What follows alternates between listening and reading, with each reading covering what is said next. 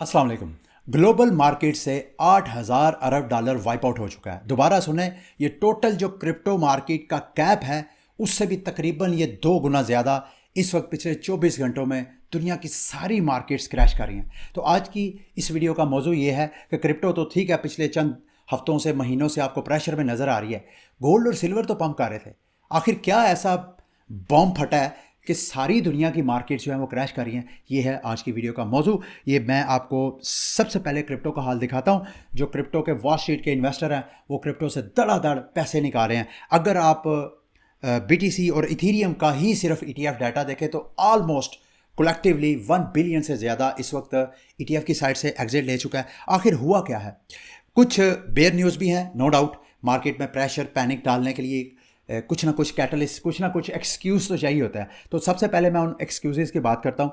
सबसे पहले ईरान की बात करते हैं। एक तो आज 30 जनवरी है और 30 जनवरी के बाद यानी 1 फरवरी को यूरोपीय यूनियन के ऊपर जो टैक्स लगना था वो तो एक प्रेशर अभी भी इंटैक्ट है। जब तक मैं वीडियो रिकॉर्ड कर रहा हूँ उस वक्त कोई अपडेट नहीं है कि अमेरिका की यूरोपीय यूनियन के साथ कोई डील हो चुकी है। अगर ये डील फाइनल नहीं होती तो ये डेडलाइन ख़त्म होगी और 1 फरवरी से 10% यूरोपीय यूनियन के ऊपर टैक्स जो है वो इम्प्लीमेंट हो सकता है।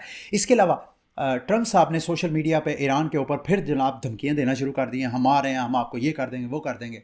इन्वेस्टर्स इन चीज़ों को लाइक नहीं करते और जो मार्केट मैनिपुलेटर है इसी तरह के एक्सक्यूज़ को ढूंढ के मार्केट को डंप करते हैं। तो इसको भी आप कंसिडर कर सकते हैं। दूसरा, माइक्रोसॉफ्ट का जो डाटा है, अब जितना एआई के ऊपर सरमायाकारी हो रही है, मार्केट एक्सपेक्ट नहीं कर रही थी कि माइक्रोसॉफ्ट का डाटा जो है इतना वीक आएगा। और जैसे ही ये डाटा वीक आया है, ये भी एक तरह का मार्केट मेकर्स को एक्सक्यूज़ मिला मार्केट को क्रैश करने के लिए। कोई खास ऐसे वजह नहीं है।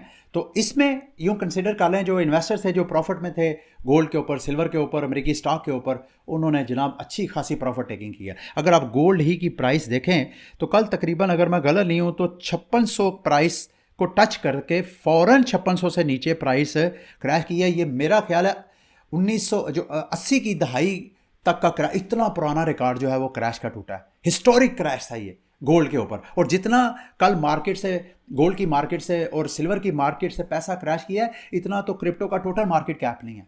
लेकिन इतने मैसिव प्रॉफिट टेकिंग, मैनिपुलेशन, और इसके बाद बड़े बड़े क्रैश आपको इस वजह से नजर आए हैं क्योंकि मार्केट भी ओवर लेवरेज थी। तो जब मार्केट ओवर लेवरेज होती है, ट्रेडर जो है वो 50-50%, 50-50 गुना लेवरेज लेके वो ट्रेड लगा रहे होते हैं, तो उनकी ट्रेड क्लोज तो होती है, लेकिन लिक्विडेशन कैस्केडिंग भी होती है। यानी उनकी अकाउंट को लिक्विडेट करने के लिए मार्केट नीचे से लोएस्ट प्राइसेस से ऑर्डर जो है वो फिल हो रहे होते हैं। इस वजह से प्राइस मैसिव क्रैश करती है। सेम इसी तरह का सीन आपको नज़र आ रहा है। और एक और चीज़ भी डेवलपमेंट है जिसको हम इग्नोर नहीं कर सकते। बीटीसी का जो हैश रेट है वो इस साल के स्टार्ट में मैसिवली क्रैश हो रहा है क्योंकि बिटकॉइन के जो माइनर्स हैं वो डिच कर रहे हैं नेटवर्क को।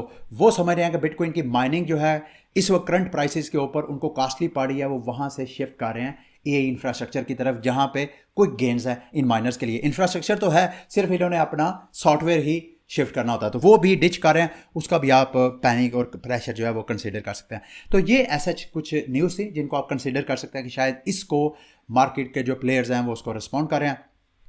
लेकिन मार्केट में मेरे दोस्तों भाइयों बुलिश अपडेट्स भी बहुत ज़्यादा हुई हैं जिनका फ़िलहाल आपको मार्केट में इम्पैक्ट नज़र नहीं आ रहा। बीटीसी की प्राइस आपको जो 60 डेज़ की रेंज थी उसको ब्रेक करती हुई नज़र आ रही है। लास्ट वीडियो में आपको बताया था कि क्रिप्टो के लिए ये मेक और ब्रेक्स मूवमेंट है।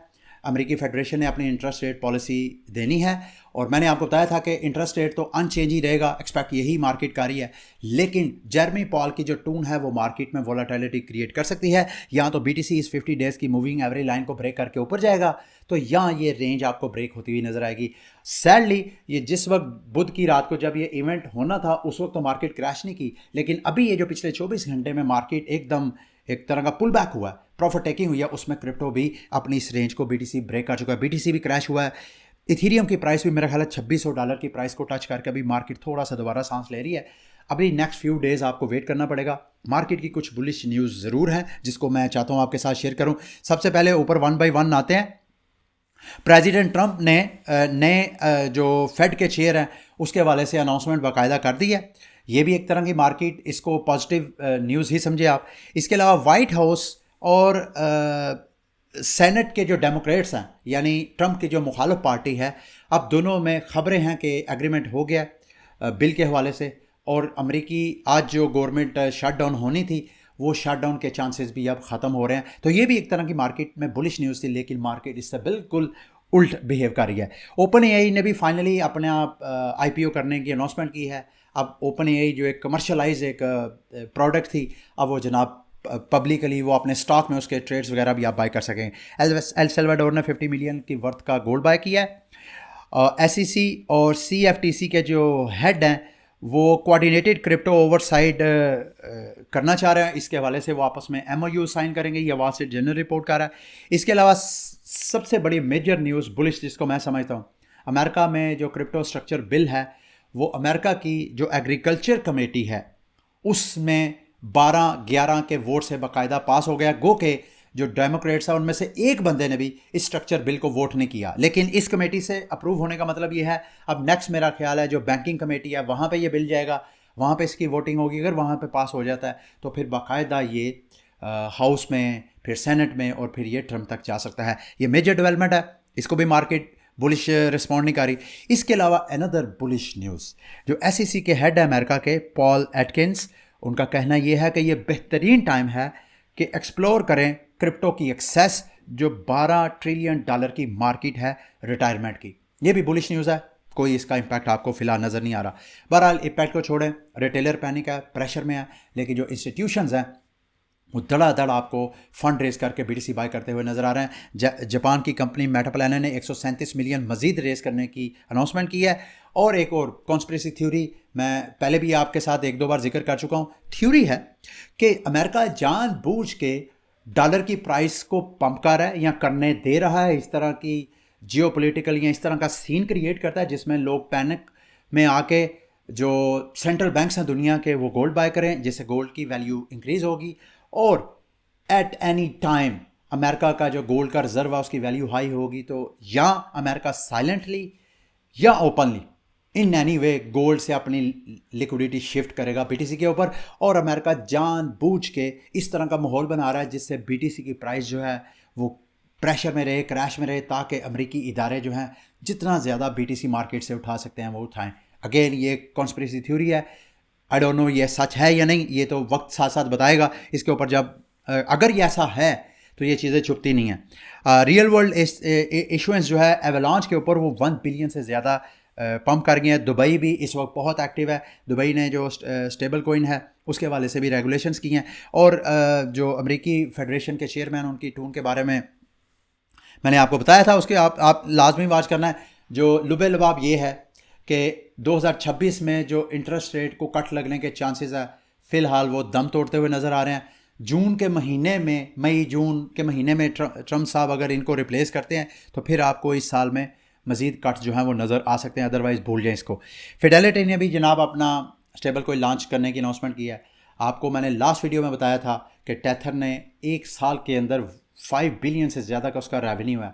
तो इतनी ये अट्रैक्टिव मार्केट है, बल्कि कुछ कंपनीज तो ये एनालिस्ट कह रहे हैं कि इस वक्त क्रिप्टो का रियल यूज़ केस है ही सिर्फ स्टेबल कोइन मार्केट। ठीक है, तो फिडेलिटी ने भी अपना यूज़ किया है। ऑप्टिमिज्म के बायबैक प्रोटोकॉल के बारे में आपको बताया था, इनका जो प्रपोजल है वो बाकायदा अप्रूव हो चुका है। फरवरी से ऑप्टिमिज्म जितना सुपर चेन से रेवेन्यू जनरेट करेगा उसका 50% ऑप्टिमिज्म का ओपी टोकन बाय करके वो आपको बर्न करेगा और इससे ओपी टोकन की प्राइस जो है वो पंप हो सकती है। और लास्ट पे जाते जाते बहुत बड़ी मेजर डेवलपमेंट, इथीरियम की मेन नेट के ऊपर ERC 8004 जो प्रोटोकॉल है वो भी अपग्रेड हो चुका है। और ये एजेंटिक मार्केट जो है यानी AI के एजेंट्स जो है वो जब ऑटोमेशन कर रहे होंगे इस दौरान जो पेमेंट्स का नेटवर्क है उसको स्मूथली प्रोसेस करवाने के लिए ये प्रोटोकॉल जो है वो अपग्रेड किया गया। अभी फ़िलहाल इथीरियम की मेन नेट पे हुआ है, आहिस्ता आहिस्ता इथीरियम की L2 चेन्स पे भी होगा। तो मेरी नज़र में आने वाले वक्तों में ये इथीरियम के कैटलिस्ट के लिए, इथीरियम के टोकन की प्राइस के लिए ये बहुत बुलिश न्यूज़ थी। ये थी मार्केट की अपडेट्स। उम्मीद है मेरी ये वीडियो आपके लिए इन्फॉर्मेटिव रही होगी। अगली वीडियो तक के लिए मुझे इजाज़त दें। अल्लाह हाफिज़।